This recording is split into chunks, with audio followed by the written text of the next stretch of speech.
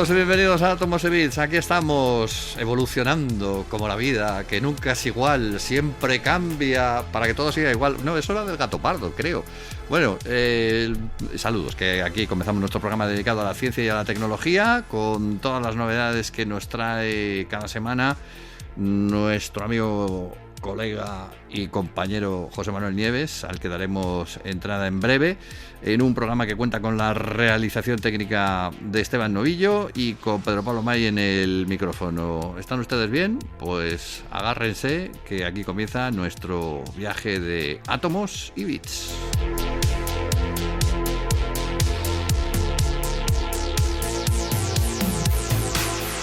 José Manuel, ¿cómo estás? Espero que bailando al ritmo de nuestra nueva sintonía. Hola, claro que sí. Además, con el primer tema que vamos a tratar hoy, que es un tema especialmente dedicado a todos los universoplanistas que hay en el mundo. Exactamente. Porque resulta que hemos descubierto, cuidado, porque me he quedado a cuadros cuando hemos descubierto esto, que vivimos en una región del universo que es plana. Cuéntamelo, por favor, porque es que no he podido dormir desde que lo he visto. Que no tiene nada que ver con lo de la Tierra plana. Efectivamente. Absolutamente nada. O sea, la Tierra sabemos que es redonda, por si alguien lo dudaba. Sí, señor. Bueno, vamos a ver. Sabemos que el universo se expande, ¿cierto? Sí. Entonces, desde nuestro punto de vista, es como si estuviéramos pues justo en medio pues de lo que podríamos llamar una especie de explosión, ¿no? En la que todos los fragmentos que hay a nuestro alrededor pues salen despedidos en todas direcciones, ¿vale? Y además, cuanto más lejos están, más rápido se alejan, como demostró Hubble, ¿no? Sí. Esa es más o menos la forma de expansión del universo, ¿no? Y lo sabemos desde los tiempos de Edwin Hubble, desde hace más de un siglo, ¿no? Pero bueno, la cuestión es que todas las galaxias grandes efectivamente cumplen con esa regla, se van alejando, menos una. Y esa una es nuestra vecina Andrómeda. Andrómeda es una galaxia gigantesca, es grande, por lo menos tan grande, incluso puede que más, que la propia Vía Láctea. Y las dos, la pareja, Vía Láctea y Andrómeda, son las dos más grandes de un grupo de galaxias que se llama el Grupo Local, que tiene un número indeterminado, pero entre 30 y 50, muy pequeñitas, ¿no? Son galaxias satélite. Las dos gordas son Andrómeda y nosotros. Bueno, esa es la que va a chocar con nosotros, como si fuéramos dos carneros, ¿no? Claro, o sea, Andrómeda no solo no se está alejando, sino que hace justo lo contrario, que se precipita hacia nosotros y lo hace a unos 400.000 kilómetros por hora, que se dice pronto. Es una excepción. ¿Cómo se justifica o cómo se ha justificado hasta ahora que a pesar de que el universo se expande, lo cual significa que todo tiene que ir alejándose, esta galaxia se nos está echando encima, es decir, se acerca? Bueno, pues la atracción mutua, la gravedad de la Vía Láctea y Andrómeda, que la separación es de 2,5 millones de años luz, es tan grande que vence a la fuerza de expansión. Y lo que hace es que estas dos galaxias se junten. ¿De acuerdo? Sí. Vale, pues bueno, pues todo va bien. Y hace unos 50 años los cosmólogos empezaron a darse cuenta, o sea, empezaron a mirar la cosa con más detenimiento y se dieron cuenta de una cosa. A ver, si realmente la Vía Láctea y Andrómeda tienen tanta gravedad, son tan masivas como para vencer a la expansión y acercarse la una a la otra, pues ¿por qué entonces no están frenando al resto de las galaxias del Grupo Local, que se siguen expandiendo? Sí. Son cercanas. O sea, si estas dos se están acercando, ¿por qué esa gravedad tan grande que es capaz de vencer a la fuerza de expansión no afecta también a otras galaxias vecinas? Que en efecto enigma. Se alejan. Exactamente. Y eso es lo que se ve con la observación.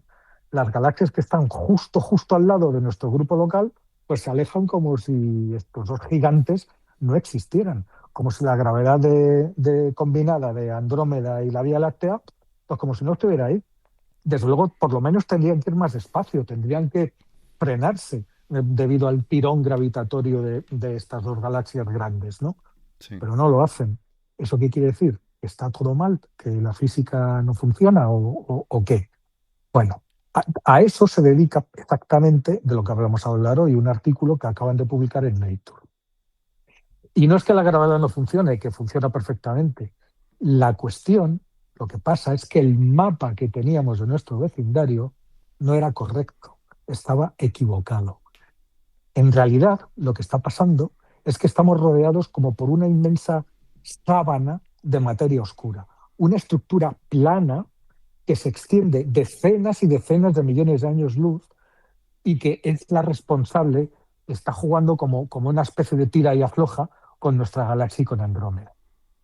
Fíjate, esto desde hace mucho tiempo, casi desde 1959, los astrónomos ya se dieron cuenta de una cosa.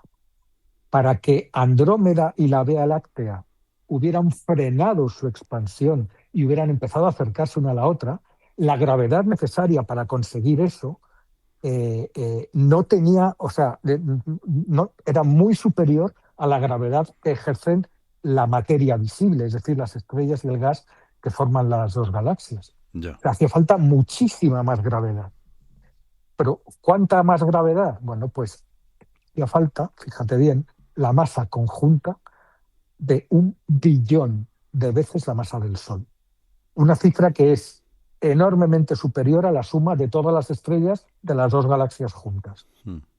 Esta fue la primera vez que se detectó materia oscura indirectamente en nuestro vecindario galáctico, ¿no? Es decir, ahí fuera había una masa invisible, una masa fantasma, un halo gigantesco de materia no convencional que envolvían a nuestras galaxias y cuya gravedad era la que dictaba los movimientos, ¿no?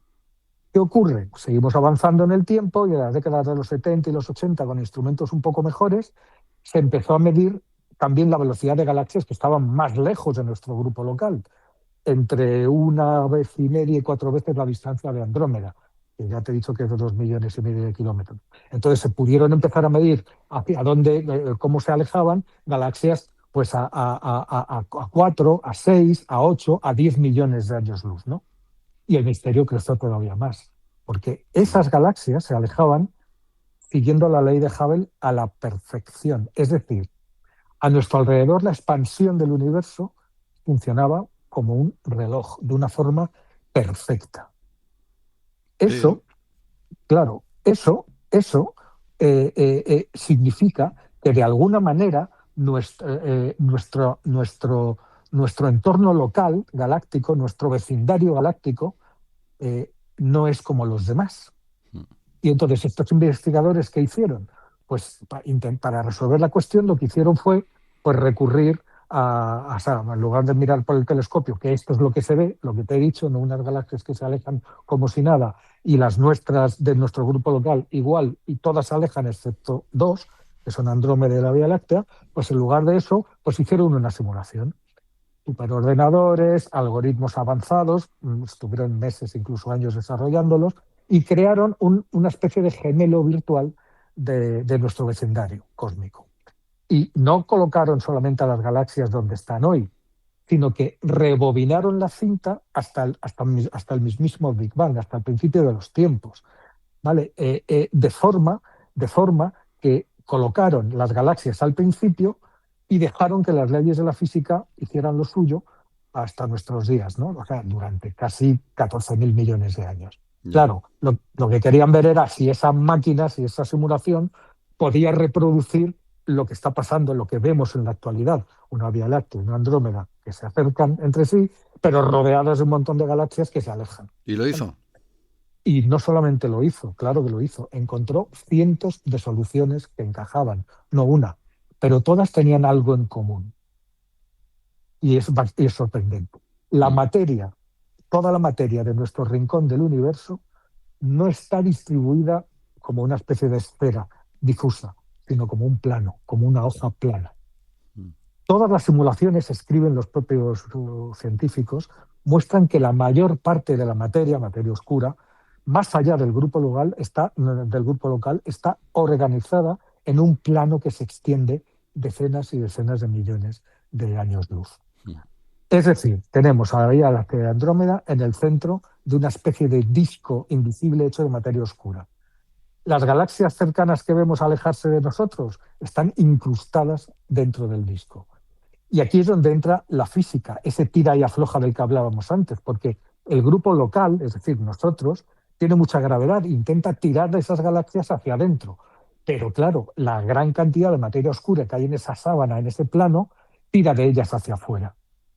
Mm. Si, sin embargo, si la masa estuviera, si fuera una esfera, si no estuviera en plano, pues las galaxias de fuera se moverían más despacio de lo que dice la ley de Hubble, porque sentirían la gravedad nuestra.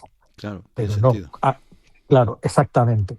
Es decir, es un equilibrio de fuerzas casi casi perfecto, ¿no? Esa estructura plana anula el efecto de frenado que debería ejercer nuestra galaxia. Pero claro, eso suscita otra pregunta. Si estamos si toda la materia de nuestro vecindario se concentra en una superficie plana, ¿qué hay arriba y abajo? ¿Y qué hay? Claro, ¿qué tenemos? Pues hay nada. ¿Cómo que nada? O sea, nada o prácticamente nada. Sabemos ya por la cosmología, los mapas de la telaraña cósmica, de la red cósmica, sabemos que toda la materia se une en filamentos que se van uniendo en nodos donde hay más cantidad de materia y a los lados de los filamentos hay grandes vacíos. Bueno, pues estamos en la superficie de uno de ellos. Es decir, por arriba y por abajo lo que hay son enormes vacíos, los que llaman vacíos locales tanto por encima como por abajo. Son regiones inmensas. Son Sí. desiertos cósmicos donde hay materia, pero una densidad bajísima y hay prácticamente cero galaxias. Es decir, que estas regiones, dicen los científicos, se expandieron más rápido y su materia fue empujada hacia afuera. Mm. Y eso resuelve, claro, la segunda parte del misterio, porque ¿qué pasaría si hubiera galaxias en estas regiones vacías? Bueno, pues que la gravedad nuestra, del grupo local, de Andrómeda y de la Vía Láctea y de las demás del grupo local, las atraería y las veríamos caer hacia nosotros. Claro. Pues más o menos igual que hacia Andrómeda, pero no vemos nada, ni desde arriba ni desde abajo. Y no es porque no se muevan, sino porque allí no hay nada que pueda caer. Imagínate qué vértigo, qué sensación de poca cosa que podemos tener, ¿no? Claro, Claro, estamos como... Esto va más allá de lo que siempre se ha comentado, que la Tierra se encuentra, o el sistema solar se encuentra en una esquinita de la galaxia, estamos ahí fuera de lo, vamos, lo que es es el que, centro, es pero que esto está mucho más allá. mucho más allá y sigue siendo una esquinita, ¿no? O sea, las dimensiones son tremendas, ¿no? Sí. Claro, esto, sin embargo, reconcilia las observaciones, es decir, que Andrómeda y la Vía Láctea se estén acercando en vez de alejarse como deberían hacer, reconcilia eso con la teoría. Es decir, no tenemos una buena teoría. Parecía que nuestro grupo local de galaxias era una especie de bicho raro que no encajaba.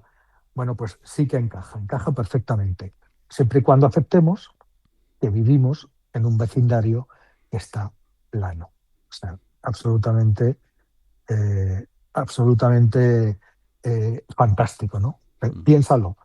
Vía Láctea, con Andrómeda y las vecinas del grupo local, están navegando sobre una especie de inmensa y delgada hoja de materia oscura, Que rodeadas seguimos por... sin saber lo que es, claro, que además es Claro, eso. la materia oscura seguimos sin saber lo que es. Sabemos que está, positivamente sabemos que está, porque es la responsable de toda esa gravedad que falta para que las cosas se muevan como vemos que se mueven. Mm.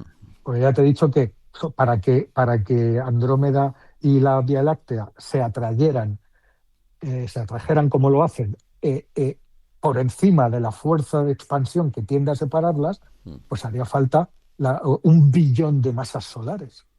Y ni de lejos, las dos galaxias juntas tienen 1 billón de estrellas. Claro. Es decir, falta gravedad. Y esa gravedad que falta es la materia oscura. Y no solo falta, sino que a través de los movimientos hacia afuera, hacia adentro, alejándose, acercándose, se ha podido ver cómo está distribuida esa materia oscura que falta. Y resulta que la única manera de que esto funcione es que esté distribuida en un plano.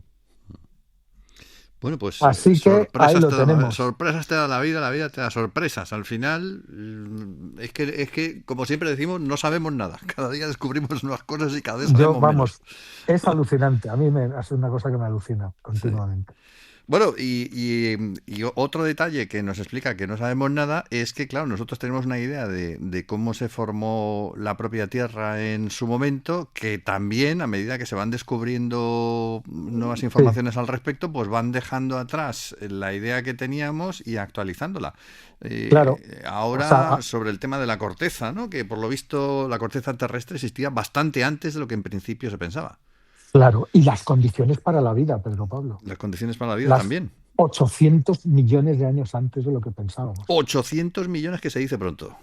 Claro, las condiciones. Lo que pasa es que no hemos encontrado fósiles de ese momento. Los fósiles más antiguos que hemos encontrado tienen un poco menos de 4.000 millones de años. Pero hace casi 4.500 que existen las condiciones para que existan esos fósiles.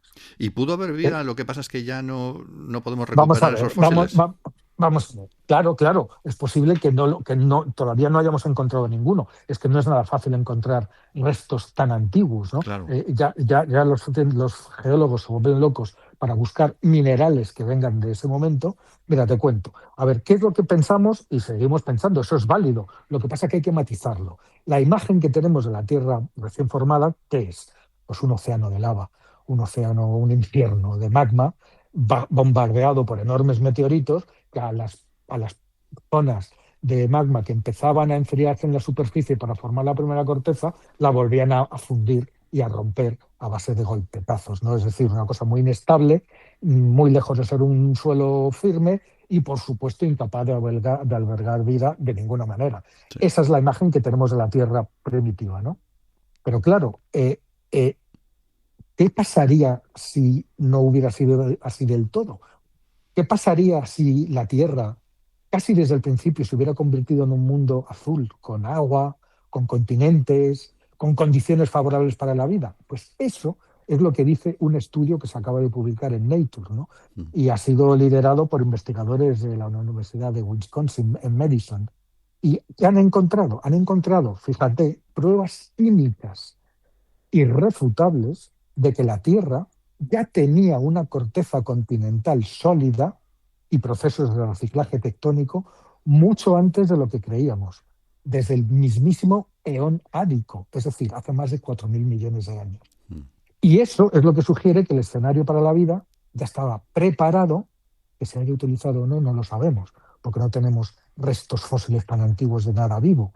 Pero el escenario, desde luego, estaba preparado 800 millones de años antes de lo que indican los primeros fósiles. Ya. ¿Vale?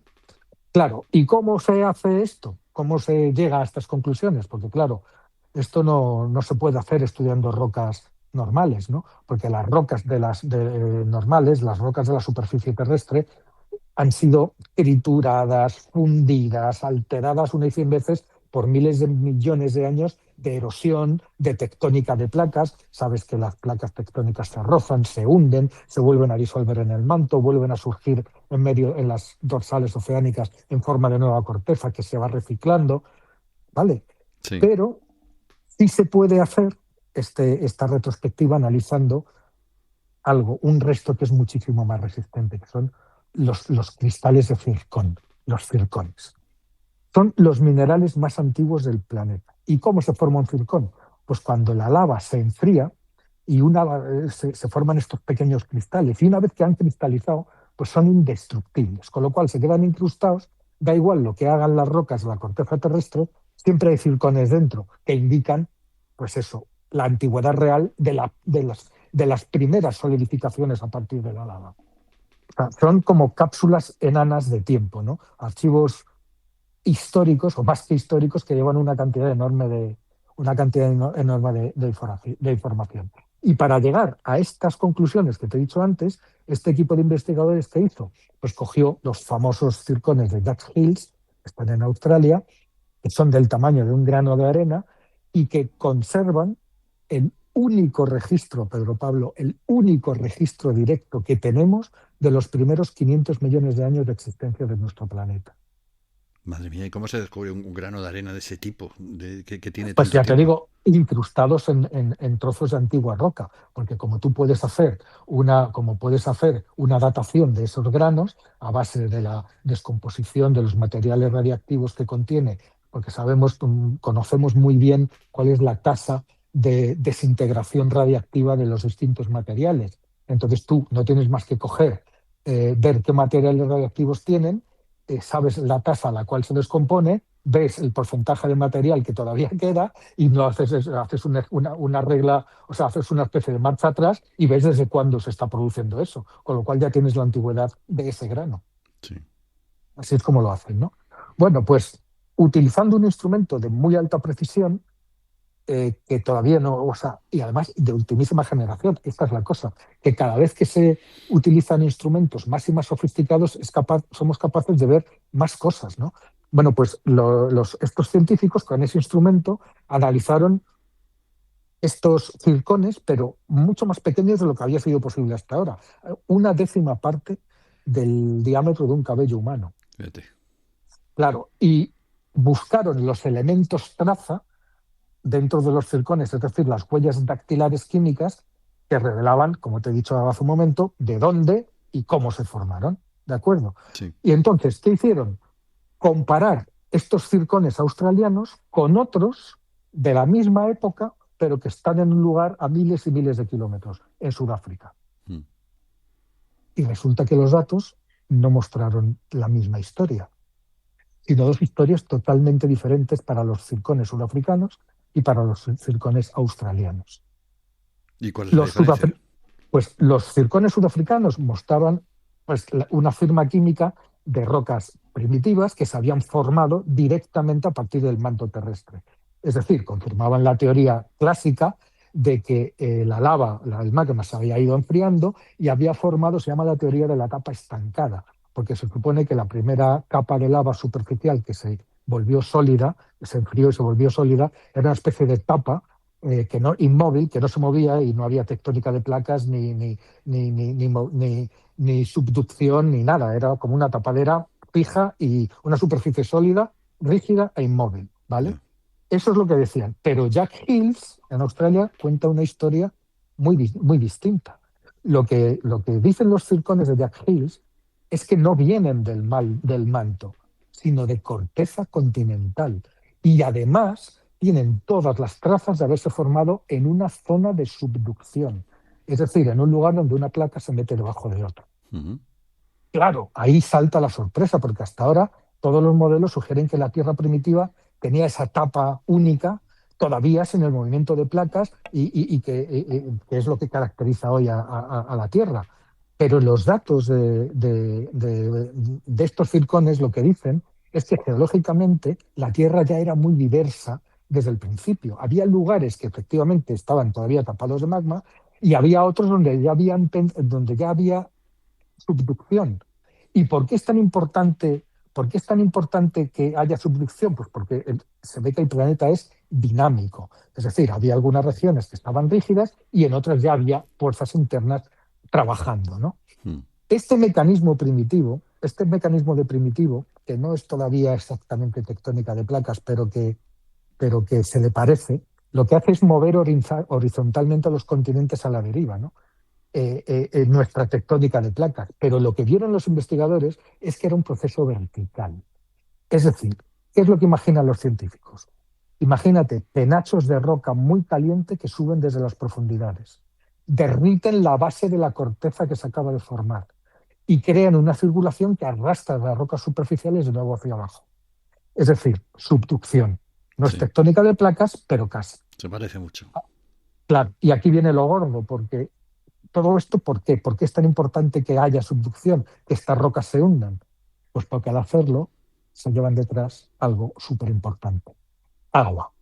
Porque si hay material en la superficie, si hay corteza, significa que la superficie tenía agua líquida, ya en ese momento, ya hace más de 4.000 millones de años.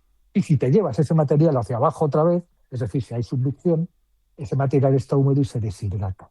Es decir, el agua causa fusión y eso forma los granitos que luego forman más corteza. Claro, el granito es la piedra maestra, la piedra angular que forma los continentes. Es menos denso que la roca del manto y flota sobre ella. Y si hay granito, hay continentes que se elevan sobre las cuencas oceánicas. Es decir, estamos ante la evidencia de los primeros continentes y cadenas montañosas, en presencia de agua, en presencia de agua. ¿Y eso qué quiere decir? Pues claro, tiene implicaciones en la biología, como decíamos al principio. Y si hace más de 4.000 millones de años ya teníamos océanos de agua líquida firme y estable y continentes, pues entonces también estaban los ingredientes básicos para la vida. Y a lo mejor había una vida que hoy desconocemos completamente. Vamos a ver, fíjate la que han tenido que liar y estudiando circones, que es lo único, para llegar a todas estas conclusiones, como para encontrar microorganismos, ¿no? Sí. Es decir, ya te digo que bastante es el microorganismo fósil más antiguo tiene exactamente 3.760 millones de años, que ya son bastantes. Tampoco está mal. No, por eso tampoco está mal, pero ahí se han encontrado efectivamente huellas fósiles de una forma de vida, ahí ya había. Pero esas huellas fósiles ya son de células que están bastante evolucionadas, es decir, que han sufrido un proceso de evolución a partir de seres mucho más antiguos. Sí. De eso estamos hablando. No hemos encontrado seres más antiguos, por eso no quiere decir que no los hubiera. Y ahora, gracias a este estudio, sabemos que el plazo anterior a los seres más antiguos que hemos encontrado es 800 años más joven de lo que pensábamos, ¿no? Sí. En fin, una ventana temporal inmensa, un periodo geológico enorme del que no teníamos ni idea, y ahora sabemos que no fue un simple infierno de lava, sino un mundo que ya era complejo, que compaginaba zonas de lava y con otras en las que ya había continentes, en las que ya había agua líquida, quizá con lluvias, con montañas, con mares, esperando a que la química prosperara y diera lugar a la vida, ¿no? Y todo gracias a estos pequeños cristales que casi ni se distinguen, ¿no? Sí, es fascinante las cosas que podemos descubrir y las cosas que podemos encontrar. Yo es lo que más admiro y valoro de la ciencia es precisamente eso que dices, ¿no? A partir de, o sea, las maneras que hemos escudriñado para, a partir de una información absolutamente nimia y a base de muchos pasos pequeñitos, y ser capaces de construir una historia. Es decir, si esto es así es porque lo otro era así, si lo otro era así es que esto era así, si lo otro era así es que esto era así. Y en cuanto te falla un paso, falla toda la cadena. Y es además una muestra de que funciona y de que es fiable en un momento dado, porque tienes la explicación, no es algo que se le haya ocurrido a alguien. Claro, no.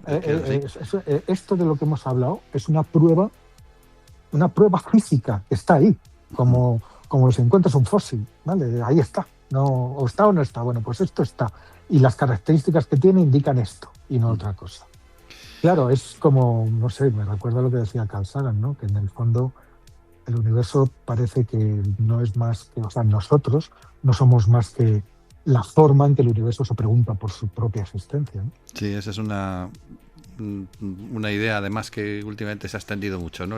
¿Cuál es realmente el papel del ser humano? Pues es el universo examinándose a sí mismo, viéndose desde fuera, ¿no? Claro, es que además, es que nosotros, claro, también en el tema de antes, ¿no? Es que se está asumiendo cada vez más, por eso esto es así, el papel del observador. Que eso viene de la mecánica cuántica. Ya sabes que cuando observas un proceso cuántico, cambia. Al mismo tiempo que lo observas, lo modificas, lo destruyes. Con lo cual el observador tiene un papel importante en el proceso mismo. Es la frase de ¿suena un árbol cuando nadie puede ver que se cae? En el medio del bosque, sí. En fin, estamos entrando ya en otro tipo de... Pero vamos, me parecen ejercicios que espero que haya sido claro, porque no resulta fácil de hacerlo entender, ¿no? Pero si se ha entendido, es una auténtica maravilla. Sí, aquí en este programa no solamente somos observadores, sino además contadores de esas observaciones, y por eso Átomos y Bits cada semana os ofrece pues todas esas novedades científicas. Don José Manuel, vamos a cerrar aquí porque nos hemos extendido con los dos temas científicos. ¿Dejamos la tecnología para la próxima semana? Me lo imaginaba. Sí. José Manuel Nieves nos cuenta cada 7 días en Átomos y Bits lo último de lo último, de todas las experiencias, de todos los descubrimientos, de todas las investigaciones científicas. En un programa que cuenta con la realización técnica de Esteban Novillo y con Pedro Pablo May en el micrófono. Volvemos en 7 días.